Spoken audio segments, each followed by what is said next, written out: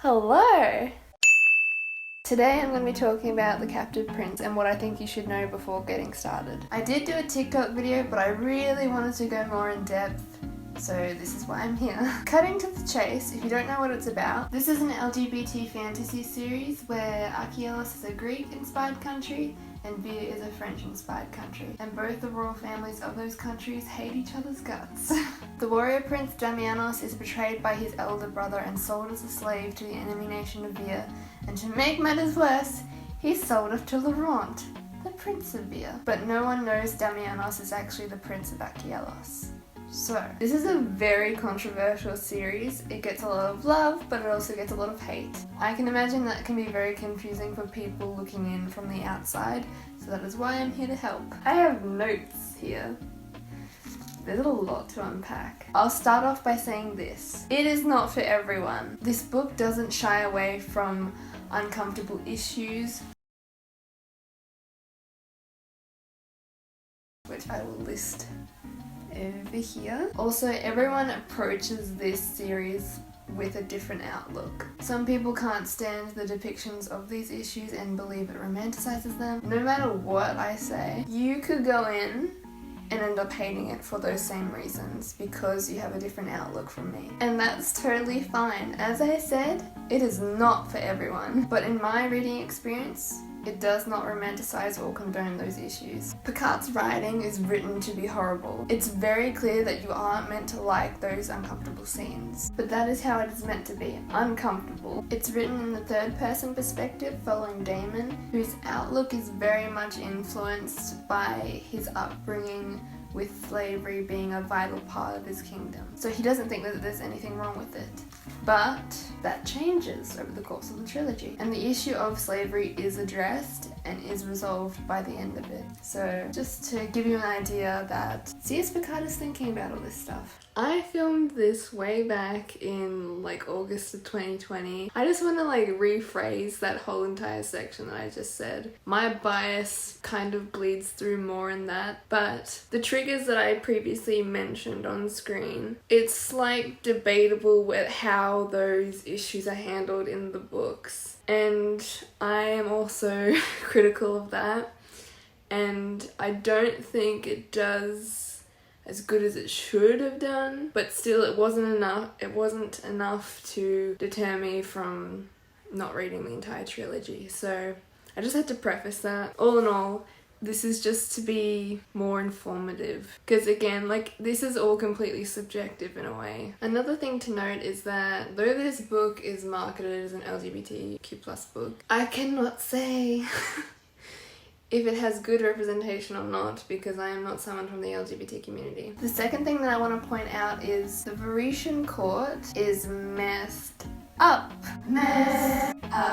The villains of the story are very much the courtiers and the other royals who condone the bad treatment of the pets. It's very explicit. You will read some very uncomfortable scenes. So just a heads up. The third thing that you should know, because I think this is what mainly disappoints most people, there is no romance in book 1. In this stage, Damon and Laurent despise each other, if that wasn't obvious enough, because they're enemies. While I was reading book 1, it seemed impossible for Laurent and Damon to gain feelings for each other.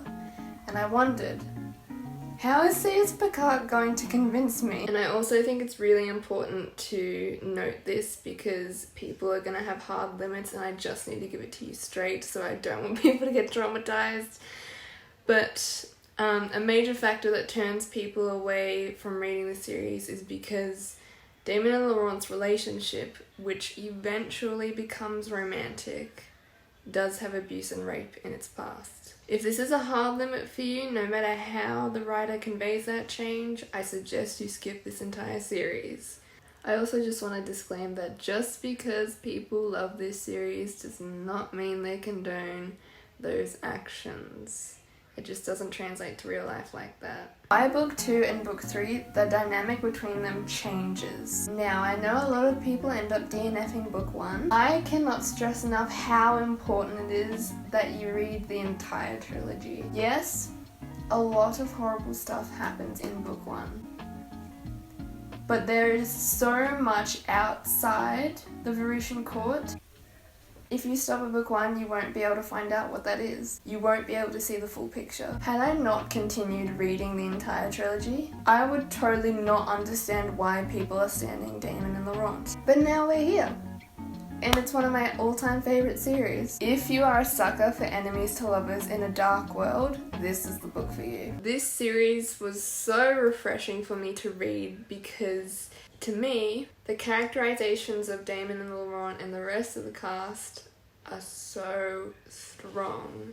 I am going to quote from this review, a really great review. I suggest you read it if you read the entire trilogy, but this really, really explains why I love this series so much. Damon and Laurent are both deeply flawed characters, and Pacat in writing them is aware of this. The point of their eventual romance isn't to prove that either man was perfect or to suggest that perfection is a retroactively bestowable state, but to engage in the psychological and emotional complexities their relationship presents, unpicking the reasons for their initial mutual antipathy. If you are someone who is into BL, and if your tastes linger more to something like Painter of the Night or Ai no Kusabi, which is, I often associate this series and that series being very similar, but I suggest checking out this trilogy because it might be perfect for you. I didn't have strong feelings about book 1, so I gave it 3 stars because it basically just sets up the whole thing. Book 2, however, 4 stars. Everything changed. That's all I will say. Book 3, my favourite. I gave it 4 stars though because I thought that the ending was a little bit underwhelming, but I'm not mad at it. Anyway, I hope you enjoyed. I really hope that you pick up the series. It's one of the best that I've ever read. I love it so much. I do plan on doing more booktube videos because on TikTok the video only goes for 1 minute and, you know, I have more to talk about, so we'll see you later. Bye bye!